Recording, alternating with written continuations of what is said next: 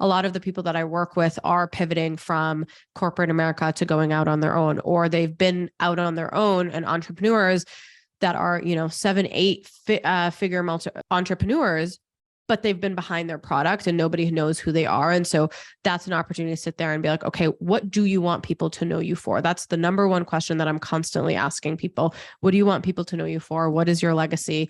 And helping them really create messaging and marketing to remind people and make sure people know them for that thing or those things. Being limitless is knowing your success and your growth are built on a radical belief in yourself. Limitless is honoring your purpose, your health, and impact above all else. Limitless is never playing small, because the more alive you feel in your life, the more growth and success you attract. Hi, my name is Jamie Ratterman, and I am a holistic business coach, meaning I am just as invested in growing your health as I am in growing your wealth. With 11 plus years in brand and social media marketing, I help rebellious entrepreneurs master marketing, embody leadership, and say fuck it to the hustle. This show is here to encourage you to become more radically aware of your self-imposed limits, to break free of your shoulds, and to expand your brand into a movement led by you. Hello, lovelies. Welcome to episode 46 of the Limitless Podcast. This is a really special episode, and I can't wait to dive in. Today, we have Marina Middleton with us, who is a brand builder, a mom, a badass all by herself. But I want to let you know a little bit about why I decided to ask her to be on the podcast with me today, and she can tell you her full story. So Marina and I have crossed paths in the past. So in the past, we had done a program with Jess Glazer, and I was in a room with her. And that's what I want to say. I was in a room. So we connected probably, yes. But we were all agreed to follow each other and be able to just pump each other up whenever we were in that community. And then I saw her every once in a while in my feed. And then recently she came back up as someone who is a vibe. And I know many of my limitless listeners know exactly what I'm talking about here, where I was like, oh, wow. When I see her, I know who it is. I know what she's about, but she's also was sharing absolutely what she's passionate about. So what I've learned is that she's very passionate about how your personal brand can be very empowering to you, how you get to define it, how in general we get to choose how we have a work-life blending. But also she was kind of speaking truth to power about how the coaching industry can be good and bad.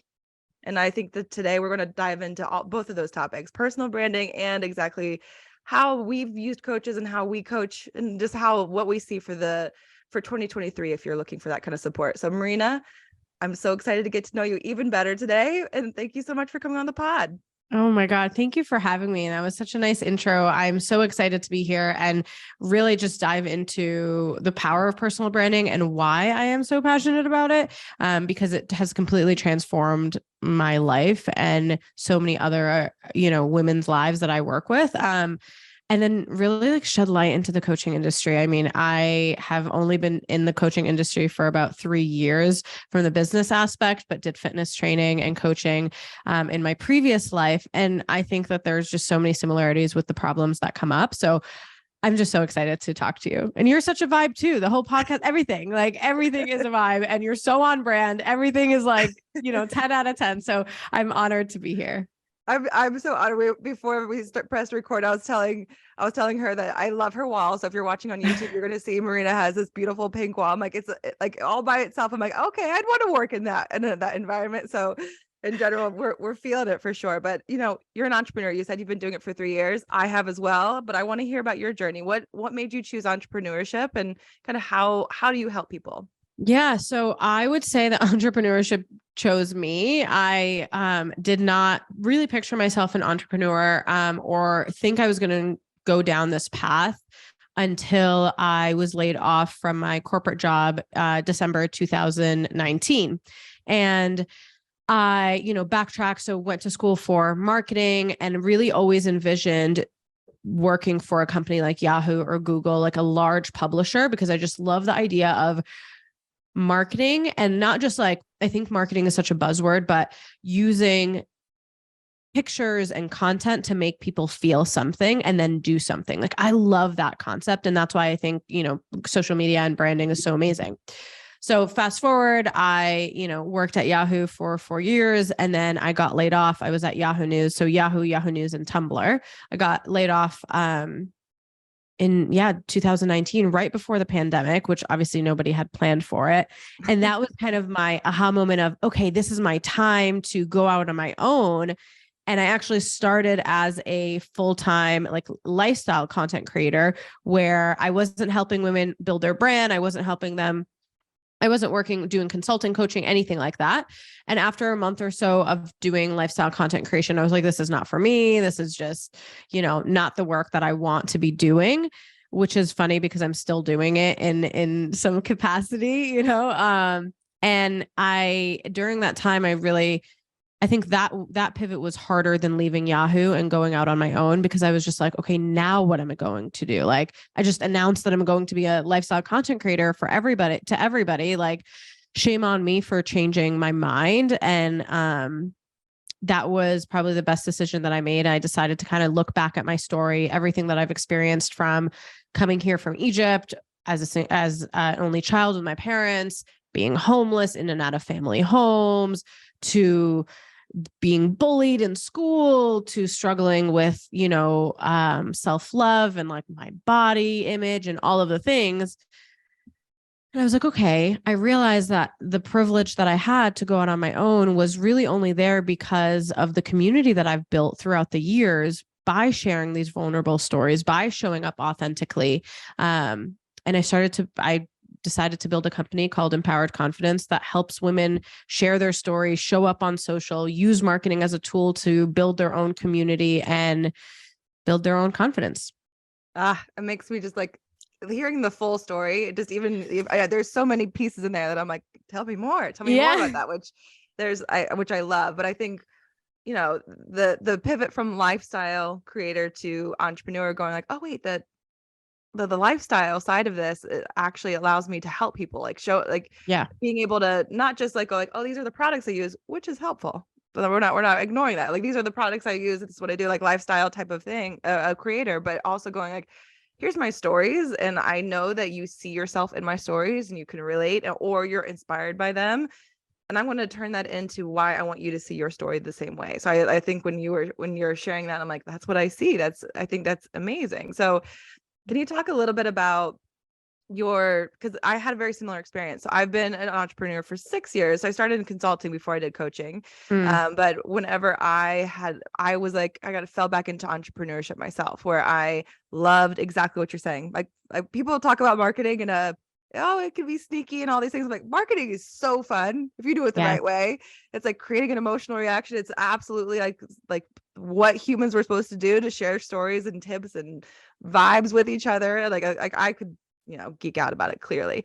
But I think the biggest thing, whenever you were talking about how you made that shift, is that, like, what made you decide, okay, I'm not going to find another corporate job. Like, well, I got laid off. But I want to move into, making my own business. Cause it's a big undertaking, even though it's empowering. It can be a bit of an undertaking.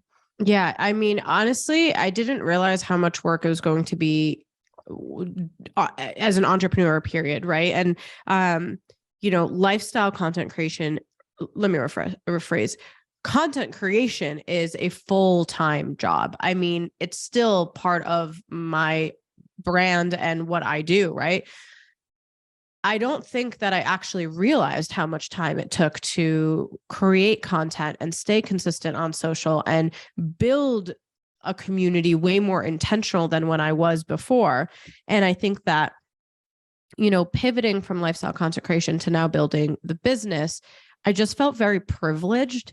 And I keep saying, always said, like, I have this privileged opportunity. I was in a privileged position. Like, I had a great severance leaving Yahoo. I had a very supportive fiance at the time that was like, you can do it. And,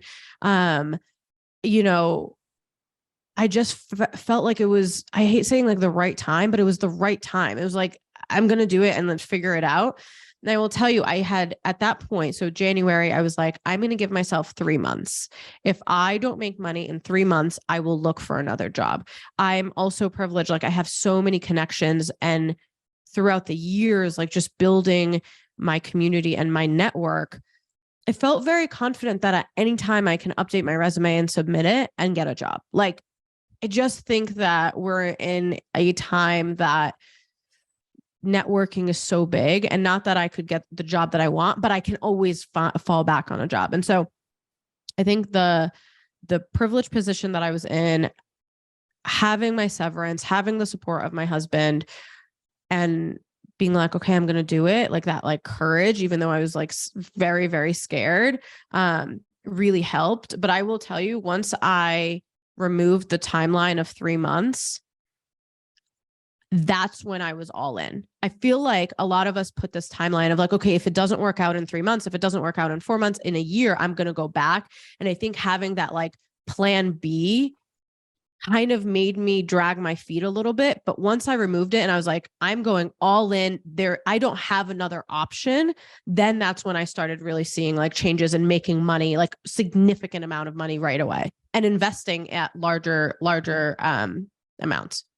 Oh my gosh, absolutely. I feel like it's almost like knowing that there's something's there can make you just go a little bit slower, or not feel like, oh, this is just a passion project, instead of like, this is my thing. This is what I'm going to go after. And I think it's important for you that you were saying, like, when you made that first investment, I think that sometimes when I have a brand new entrepreneur that's even considering an opportunity, they don't see themselves calling themselves an entrepreneur, or they're still like titling themselves freelancer, or they're like, oh, it's just something I do for a little extra cash here and there. And like, so like there's, in my mind, like, by all means, I want to empower them without having to invest, but the putting the money down can be like, oh, I'm putting money down for what I want.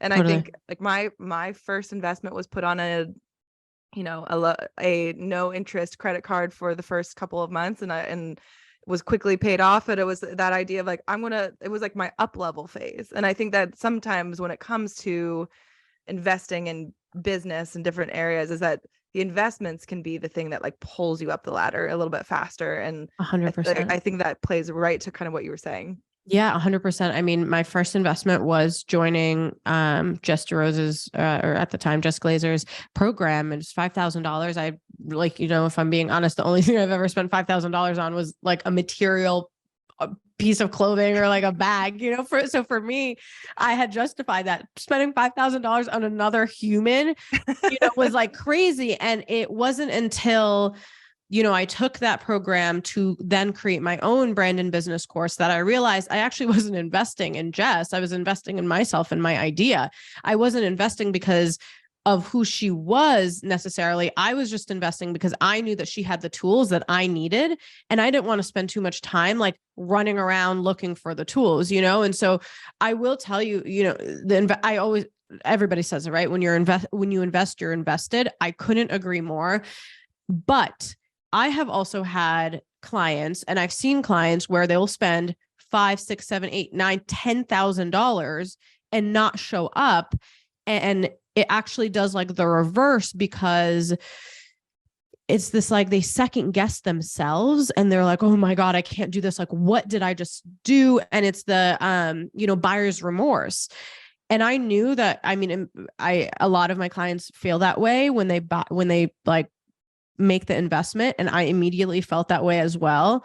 And I knew that it was really up to me to kind of make the difference and make this investment work. And so I didn't just invest like that. I think is like the disconnect also with the coaching industry, is like people think, oh, I'm going to pay this coach and then all of my problems will be solved. And that's just not the case. Right. So not only did I not invest, I went 110%. Like every call, I immediately had my questions up. Even if I didn't have questions, I raised my hand, because in my head, I'm getting every single penny that I invested in this program. Like I'm just getting $5,000 worth of support. This is what I'm going to do. It's what I'm going to do. Yeah. Like that's the whole point. And I think a lot of the times, like we don't realize that you paying doesn't do anything. Like you just have to, now getting in the room is not enough. You need to speak up. You need to figure out what you want. You need to be more intentional. Like you need to go all in. And that is really why I made my money back. Not because I just invested. Oh, absolutely. I think that's always one of the funniest questions that I'll ever be asked, is like, if a client's like asking me lots of questions, like she's dropping new things into the chat, she goes, am I being annoying? And I'm like, this is what you're here for. I'm like, I just I'll answer these as timely as I can. As like that, this is what you're here for. This is why I love the clients that are going to jump in. And I think that's usually a question that comes up is like, whenever you do have someone come in a room, are they coachable? Because we can coach all damn day, but if it's kind of to a blank wall where they're just like, they're just there in the room, it's hard. And I think part of that, and I have a tendency to get deep with a lot of my clients is going, why aren't you here? Like, what's happening? What's going on? And that's a big part of kind of like the reasons why when, you know, these high touch programs, things that people come through on, is being able to say, if you're here, know that I'm going to, like, either you're going to be pushed or I'm going to ask you why you're not ready to be. And like talking about investments is as investing in yourself. It's being able to know what kind of support's going to like kind of push you there. So recently you were talking about the coaching industry, and I just go, let's just dive right on into that specific area. So like whenever you are looking at just the people around us, as well as we're coaches ourselves, but also like what you see happening in the coaching industry this year, like what's one thing that you've noticed that you think is going to change? I think a lot of coaches are going to fall behind. I think they are going to pivot outside of coaching, because the beautiful thing of 2020 when it came to the digital world is that a lot of people created so many different online courses, because I do believe every single person has something that they can teach. However, I don't think every single person is a good teacher, right? I'll use my 7-year-old, for example. Like his teacher this year is just phenomenal. Like she is literally put on this earth to teach him, to guide him, and to be his mentor. I compare her to some of his like daycare teachers, like from preschool, and they were terrible. They were not, it just wasn't for them. Right. And I think that the unfortunate part for 2020 is that the industry itself was so saturated with people that just wanted to make money because they were pivoting. And it really diluted the value that the really amazing coaching and the consultants that existed had, right, and could provide. And so the tangent that you're speaking about, because I was talking about it on Instagram, and it's still up there on my feed if anybody wants to refer back to it. But I was essentially saying, you know, my clients come to me all the time and they're like, oh, well, I can't do this. I have to niche down. I have to only do this. And I realized that it's this like one message that is constantly being passed around. And it's like, you, Jamie, you have something that you've found out, right? You have no proof if it's true or not. You then pass it along to me. I take it as fact. So then I take it and pass it along to someone else, and so on and so forth. And it's like the ripple effect can be so dangerous when you are talking about someone's life and business and mindset, right? So that was kind of where the tangent came from. It was like, I had the same 2 or 3 clients say the same thing. And I'm like, what is happening? Where are you getting this from? And it's from people that don't actually value coaching, don't actually value mentoring. They just want to make money really quick. And so they figured I'd launch a course or launch a program. That's kind of where, you know, the tangent came from. Which preach in so many ways. Like, oh my gosh, yes. I mean, I don't know how hard my eyes roll in the back of my head, but when I see like a niche down, like the same message being repeated over and over again, and like that, like just like that as advice amongst people who call themselves social media gurus, different things like that. But I honestly, I think that's what's going to be nice about what happens. Where it's like weeding out the people who create results. Yes, people feel seen in their rooms, and being able to know that the people that have done it figured out how this works for the mass versus like, hey, I've done it, so you can do it just the way I did it. Come along with me. So I think that's what's really hard sometimes when I have someone come in from previous coaching programs, like, well, this is how it works for these really successful people. It should work the exact same way for me. Right. And I'm like, well, just so you know, when you walk in here, we're going to get deep with you, and then we're going to model it after you, because that's the only way it's going to work long term. Because if we're just putting on someone else's shoes in entrepreneurship, we're going to get to a point where we're burnt out and go like, because we're putting on this mask of what we think we should be instead of how we can build it for ourselves. So I think I agree Totally. with you. There is a lot of opportunity of how to make money online, but the idea is like, how can you, when it comes to these coaches, like how are you actually following through with the messaging you're saying? Like like if you say that people are going to make this amount of money, or they're going to do this after they finish the program, like are you actually doing that? Yeah. Do they actually feel that that's a part of it? So I think that's something to be said, is that I'll have a client that comes from a coach, and she'll be like, I have some coaching trauma because I didn't make the sales that I was supposed to, and there's something wrong with me.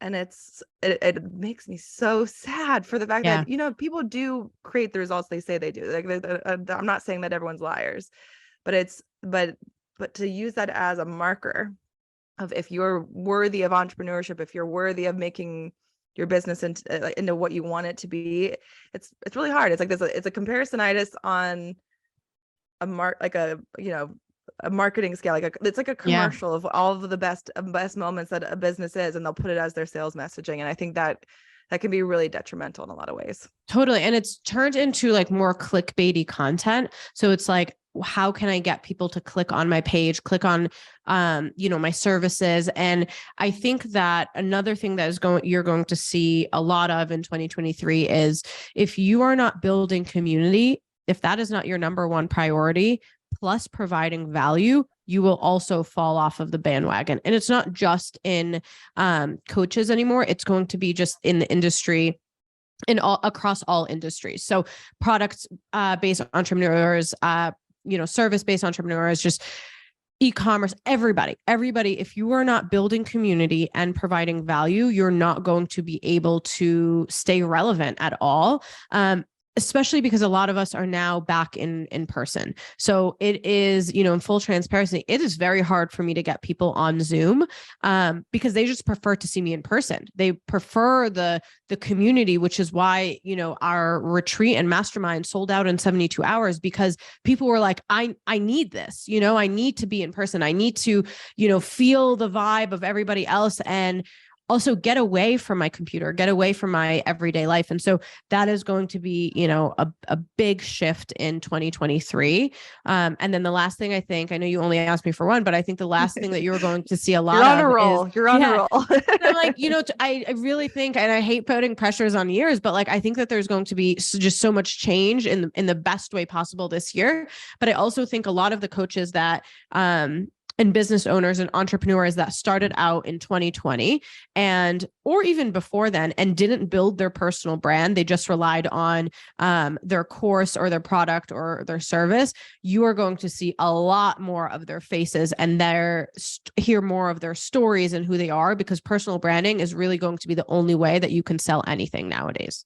Oh my God. Absolutely. Absolutely. Like I'm actually in the middle of what I'm calling visibility week on my own Instagram right now. And it's the fact that there's people that are like, well, my offer is the best offer out there. And I'm like, that's great.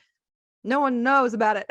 No one knows about it. Yeah. That's why I always say, like, no one trusts that you, like, even though if it really can deliver what you say it's saying, it doesn't matter. Like, no one trusts you. So what can you do about it? Yeah, no, I always say, like, best known beats best. So it is so unfortunate when people that are so talented and so creative are just like hiding behind, their product or their service. And they're like, well, people don't know about this. It's because they don't know you. So the best known beats best. It doesn't matter your intention, your funnel, your services, your strategy. If people don't know you, oh my God, no one cares. Best known beats best. I like it. Best known beats best. I feel like we should dive into the personal branding, but let me just ask you, as far as the way in which you're looking at yourself, and like, I'm assuming you have your own coaches still as well, or from time to time, whenever you're kind of really identifying, okay, I want a coach, how do you decide who's best for you? Yeah. So I always look at, are they where I want to be, or were they where I want to be and they like pivoted and did something else? That's probably the most important thing of do they know things that maybe I don't know, or are they in a position that I'm not in and aspiring to be? So that's one. The second thing is just being able to relate to them from a personality perspective. And it's just, I I just think it's very important for us to connect, like just be able to like really feel like we know each other. And that's why a lot of my clients work with me, is because they feel like we're best friends already before they even sign up. And I want someone that I'm so comfortable with to come on the call and be like, I effed up, I didn't do this well, or, oh my God, like, hey, I want to celebrate this with you. So having that connection and then also having this aspirational brand is very important. Oh, I love that. I love that. I think the best testimonial I'll ever get is when someone meets me in person and they go, "Oh, you're just like you are online." I'm like, I'm like, yeah, I am. Best. Yes. And it's also funny to me because I'm like, well, what did you expect? Did you expect something else? And it's just, it really is cool to get that. I agree. I love that. Yeah, I love it. Yeah. So let's dive into personal brand, because I completely agree. So I think that if for any reason your socials or anything that you've been putting out there does not match what happens inside a program, like it does not match what's going on, like I think what we're really just sharing is that the best and the brightest and the ones that are that have been like delivering what they're saying are going to rise to the top in the coaching this year. We're going to be the people who are looking for, looking for support are going to be a little more detail oriented versus just like making big purchases without really too much like, okay, how am I going to get where I need to go? So for anyone who is a small business or a coach, being able to really develop your personal brand is essential. So with many of my programs, I'll talk about how the 3 elements we need is a memorable brand, high visibility, and then results driven offers. I put them in that order for the fact that the first two make the last one actually happen a lot more often. So whenever you are talking to somebody who really just doesn't even know what it means to have a personal brand, what's one thing to kind of get started to just assess where you're at? Yeah. So I always like to remind everybody that everybody already has a personal brand. It's your reputation. It's what people know you for. And so I think taking some time to acknowledge, are the things that people know you for, are they the things that you want them to know you for? I think that's like the first thing, right? So if you are in a position that you're doing something that you don't want to do and you want to do something else, that's an opportunity for you to start curating your personal brand and really like crafting what your message is, crafting parts of your story that you've never shared. A lot of the people that I work with are pivoting from corporate America to going out on their own, or they've been out on their own and entrepreneurs that are, 7-8 figure entrepreneurs, but they've been behind their product and nobody knows who they are. And so that's an opportunity to sit there and be like, okay, what do you want people to know you for? That's the number one question that I'm constantly asking people. What do you want people to know you for? What is your legacy? And helping them really create messaging and marketing to remind people and make sure people know them for that thing or those things. I love that. And I think that's really what's fun about this, is that we actually have control over that. We actually have control over, like, how would you like to, like, if someone lands on your Gram, your TikTok, your YouTube, wherever they're landing, how would you like them to feel? You can create that. That's what a brand is. Like being able to, if you want to create a calming environment, like that's through words, that's through visuals, that's through colors. And you have that opportunity. And I think there's there's some like the creators that blew up on one viral post and then they feel caged by that content going, well, you created every single day. Let's make the shift and make sure that if you are creating a brand, I think the biggest one I want to get across tonight, and you were sharing it, is make sure it's something you look forward to. Like make sure it's something that either if you aren't currently that's the person you're becoming or the brand you want to become. But don't let it be something that like you feel like you need to do this because it makes sense, because this makes sense for the industry that I'm in, or it makes sense because this is what people have been liking for the last year of my life. Like we have full control over how we represent ourselves. Yeah, it might come with some engagement dips at first, but you're going to show up more in that way. So totally. I think that's a big deal for sure. So once we know how we want to represent ourselves, once we know exactly like what we want to put out there, what would you say is kind of the next step from taking a brand into a business? Yeah. So just to tap into what you just said as well, a lot of the times I actually pivoted. So I started my Instagram as like right out of college, actually. I think it was like senior year of college, going and moving into New York. So I shared my life that way. And then I started doing fitness competitions. And so my brand was all about health and wellness and competing my diet, my routine. And so I actually built a lot of my community members from that.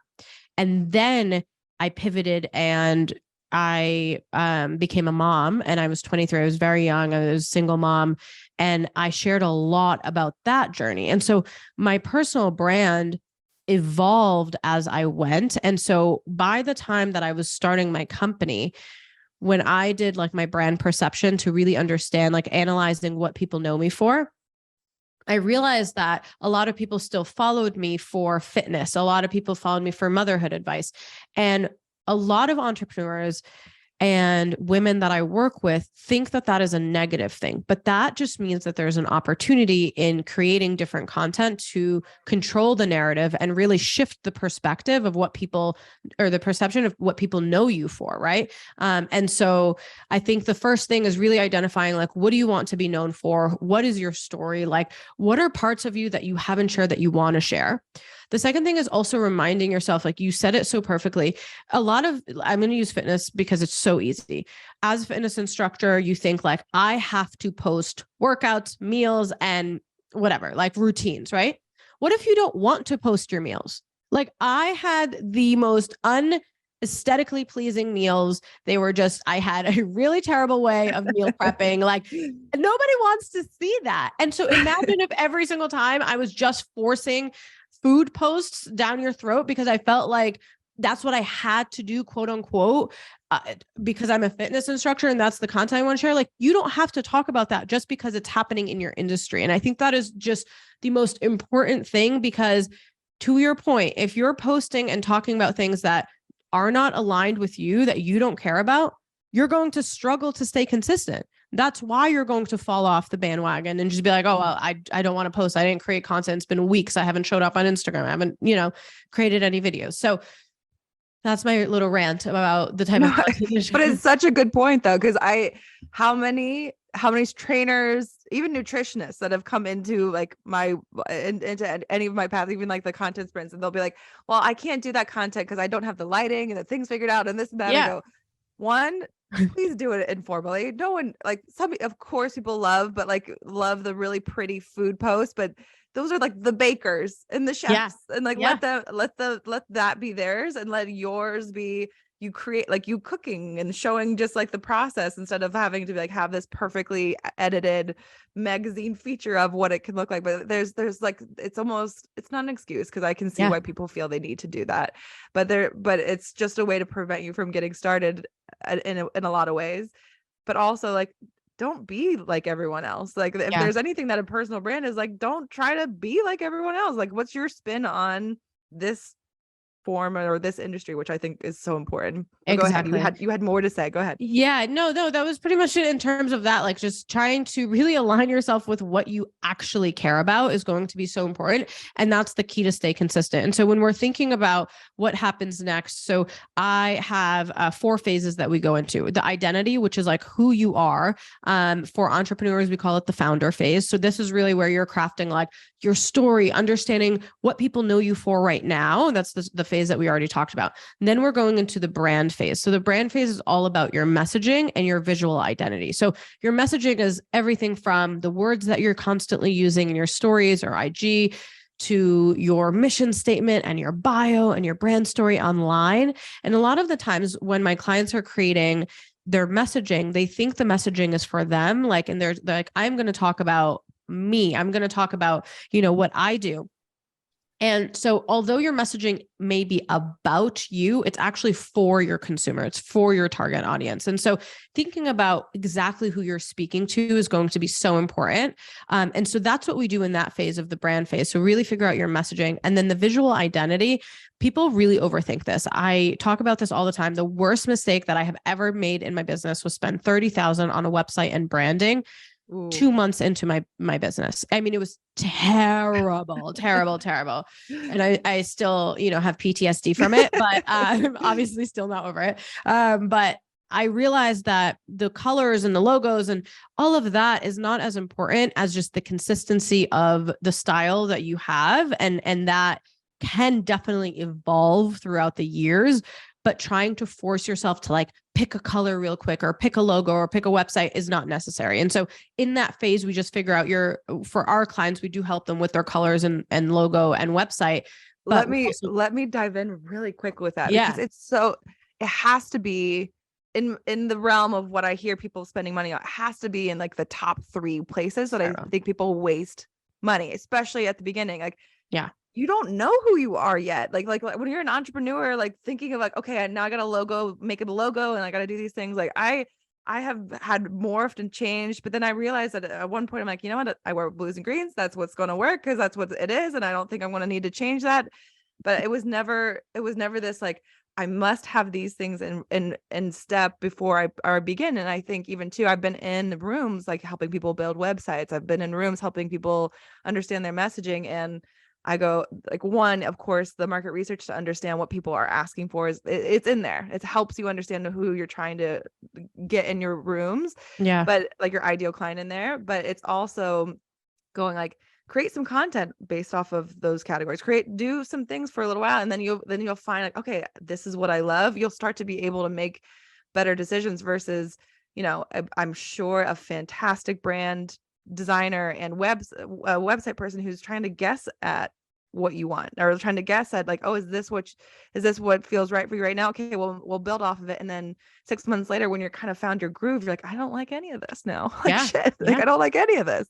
Right. And that's honestly, again, I made the mistake firsthand. I've seen so many people do it firsthand. And that is one of the biggest reasons why we incorporated the visual identity in our services, is because I don't want you spending $30,000 on something that you might change. Right. And I think that the best entrepreneurs know how to do everything in their business. And so being able to learn about the colors that you're picking and like how to create a logo and how to change your website. Like the website that I had received, I didn't know how to operate it.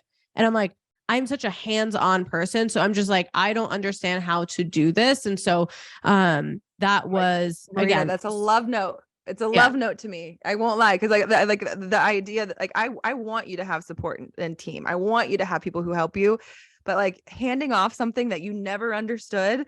Yeah. Like I feel sorry for that team member because they don't know they're guessing at what you want, but also like you're going to be a better decision maker if you just have at least a grasp of what it is. Like for anyone who's like, I'm not a copywriter, I just want to hand it off. I'll be like, just understand it, please. Just a little bit, understand it a little bit before you hand it off, because they're only going to be able to give their perception of you. And like, and yeah, same way. I'm hands-on. I've built websites and all the in between. And it's so important to also understand like how long do things take? Like I have a team now and I send videos and I'm like, I know it takes me 2 hours. So even if it takes you 4 hours, it shouldn't take you 20, right? Like having a range to really understand like the tasks that you're doing, and it just makes you such a better leader. And so really like the goal is that my clients don't have to work with me in the same capacity for the rest of their life. Like I want them to like go and flourish and do all the things. And so you can't do that unless you learn how to do that on your own. I preach. Absolutely. Like don't shy away from the things you don't understand, because the more you understand them, the better leader you are. Like exactly. Done. Yeah. Send it. But yeah, so to answer your question in terms of like monetizing your brand and actually turning into a business, I think it's really important to, like I said, start with you figuring out your messaging, really understand who you want to work with and who you want to talk to. And then diving into like the second to last thing is really figuring out like what services and what value can I offer and what are things that I like to do. And so we tap into really like your expertise. So I use the example of, growing up, I had this, every report card I ever had was that I talk too much and I'm so loud. And so I always associated that with being a bad thing. And so fast forward, 20, 30 years later, I'm like, wait, this is actually one of my superpowers. This is my gift. And so how can I take this gift, something that I'm really passionate about, take all the things that I'm really good at, take all my experience and my expertise and my degrees and all the problems that I've experienced. What solution can I create for that? And that's really where I come up with a business. I think that it's also really important to just emphasize that your business and services will also evolve as you go. And that's such a beautiful thing. When you're thinking about niching down, I know we talked about it earlier. I think the only time that it's really important to niche down is when you're thinking about an actual service, like, the transaction of money for a product or service and who that person is that's buying it. I think that's really important because you wouldn't talk to, a 7-year-old the same way you would talk to a 20-year-old. Totally. Absolutely understand that for sure. I feel like I like to talk about it like ideal client. So you just are clear, understanding what that, like, how can you speak to those people versus feeling like you have to be this very small niche. And you were even like mentioning it too, with your own evolution, with your own brand is you are the niche. Like this isn't just for services coaches. This is products as well. Like you are the niche. This is also like the people who are spending so much money on influencers or trying to get people to use their products. Like you're the person who's the most passionate about it. So showing your lifestyle as a part of it is what it is. So for many of the people that listen to this like niche down concept, I think they're kind of building their own cage sometimes. So where I gotta deliver tips all day long. I have to, it has to be exactly this way versus showing them or preaching what you practice what you preach, like showing them through that in your content and allowing someone to be a fan of you and also trust the other things that you provide. So the switch is that you are the niche. Yep. So how can you share more of you? Not every single aspect, you don't have to, but share more of you for people to just simply be a fan or supporter or high referral or just loyalist to what you're sharing because they trust your vulnerability. They trust kind of like how passionate you are about what you do, then everything else can fall into place. And I think you're a perfect testament of that, of how you've talked about the evolution of your own brand. Yeah, 100%. I think it's just important. You start with you and, to use me for an example, like I work with brands from a content creation. I talk about motherhood. I have my own company. I have my own podcast. And these are all different segments of who I am. And I can monetize all of those things. It's not just coaching, and I think that that's kind of when we pigeonhole ourselves of, well, I don't want to just do that. And I'm like, great. You don't have to. Like, you literally don't have to do all the other things too. Like, I think it's just your time and making sure that you have enough time to do all the things and what's priority and what's not. I love it. So I know that you use many platforms to share your personal brand. So kind of give me an idea of how it works. Like what platforms are you loving right now, but also how does your team help you build this ecosystem around everything that you're doing? Yeah. So I have been saying that we are creating a content machine. I just want to be everywhere, anywhere you look, you consume content. And so we're kind of all over the place now, thank God. So first I started with Instagram. That's kind of my bread and butter. I'm always on there. Like I probably need to be on there less. TikTok is now where I'm also on. I've been having so much fun creating content on TikTok that is just part of my like day. You get ready with me, you have coffee with me, you see behind the scenes, you try on clothes with me, like you do all the things that like I genuinely enjoy. And then I have my podcast that I recently launched, which is called She Did It Anyway. And that is really an opportunity for me to talk about life and business and shed so much light on the idea of fear, setbacks, holding yourself back, imposter syndrome. And it's been really cool. So we do that. And then on YouTube, we share our podcast videos so people can watch them live on YouTube. So those are really the platforms that we are on. So whenever you were making the decision to walk away from your play, or not walk away, but like not only post to the gram, was there any overwhelm? Was there any thought of like, oh, I can't do more than one place? Like what was the kind of journey of you kind of expanding your brand to more than one place? Yeah. So I think that I wasn't too overwhelmed because I just know the power of repurposing content. And so I'm never like really creating new content from scratch for a specific platform, I might change certain captions or music or anything like that. But so I like to think of like a big overall topic, and that could be on the podcast. So I'm just going to break it down of like exactly how I do it. So like big overall topic on the podcast, I'll then break it down into a smaller video, or a big podcast. Then it goes on YouTube as long form. And then I'll break it down into a small video for Instagram. I'll take a snippet of that, post it on TikTok. I'll then take the bullet points and make a newsletter. It's just like, it's all off of the same thing. And I think that we have this, like, there's this myth that you're constantly creating new content. And I always say to my clients, like, consistent content does not mean creating content consistently. Like, you just don't have to always be creating content. Even though, like, fortunately for me, I do, I just like, I prop up my tripod all the time. I'm always doing like B-roll content because it's just so easy to create content now. I actually like can't, even for my client, I can't wrap my head around when people are like, I don't have anything to post. It's like, no, you're lying. Like, of course you just haven't taken it, you know? And so it wasn't too overwhelming to start. I think the overwhelm part comes from, not being impulsive when I'm posting. I need to schedule out, I need to plan out. And so that's what my team helps me with, is just staying, you know, ahead of the game, because my life is really, really busy, fortunately. And if I do it like the day of, it's not happening. Oh my gosh. So everything I hear in there is she got a system, y'all. She's got a system. It's not, and then even to the quality content deserves to be seen in more than one place. Like, how can building out where and how it's received is absolutely a big part of that.